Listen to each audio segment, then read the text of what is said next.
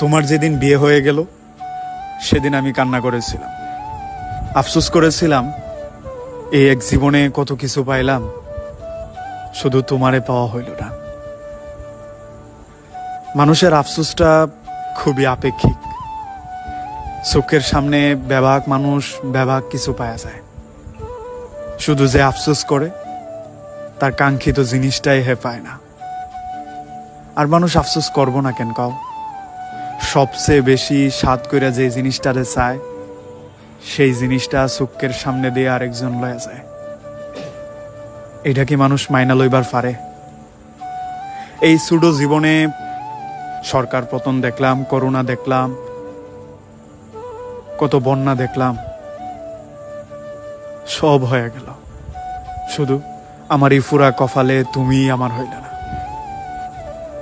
এই ব্যথাগুলা প্রতিটাই বলার মতো, কিন্তু বলার জায়গা নাই।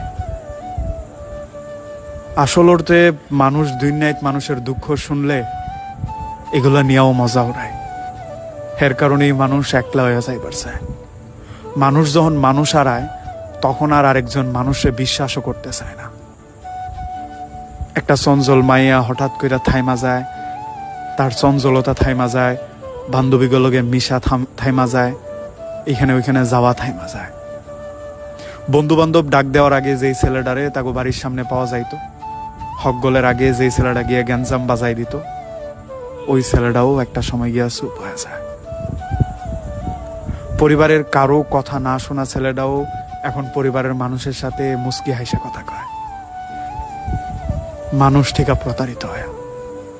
মানুষ অনেক কিছুর ধাক্কা সামলাইবার পারলেও মানুষের দেয়া ধাক্কা সামলাই উঠবার পারে না। আরেকজন মানুষে তুমি কইবার ভাঙবা কও? যেখানে একটা পাহাড়ে বহুবার ধাক্কা দিলে লয়রা যায়, সেখানে একটা মানুষে ধাক্কায়া ভাঙ্গা দেওয়া অস্বাভাবিক কিছু না। তাই মানুষের ধাক্কা দেওয়ার ব্যাপারটা যদি পরিবার থেকে হয় কিংবা বন্ধু বান্ধব থেকে হয়, এটা মানুষ কম নেয়। প্রিয় জিনিস, প্রিয় মানুষ, প্রিয় জায়গা থেকে ধাক্কা পাইলে মানুষ ঘুরা দাঁড়াইবার চায় না, মানুষ আশাহত হয়ে যায়।